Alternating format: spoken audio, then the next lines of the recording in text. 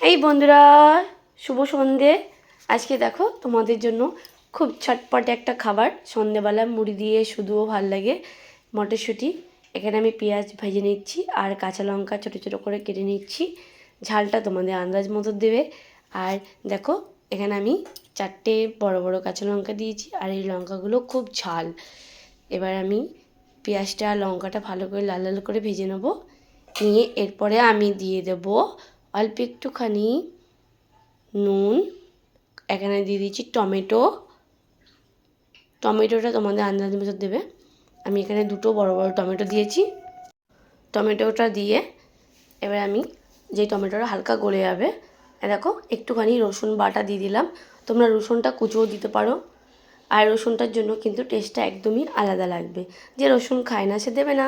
মটরশুঁটিগুলো দিয়ে এবার আমি ভালো করে নাড়াচাড়া দিয়ে ভালো করে ভেজে নেবো। দেখো, আর এরকম কিন্তু মুড়ি দিয়ে খেতে খুব ভালো লাগে সন্ধ্যেবেলায় বা সকালে। সকালে যত আমরা অত হবে না, দিয়ে সন্ধ্যেবেলাটাই বেশি ভালো লাগে।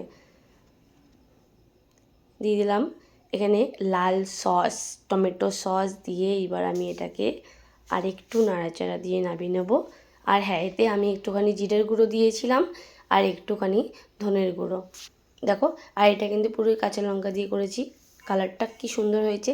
কে কে খাবে চলে এসো।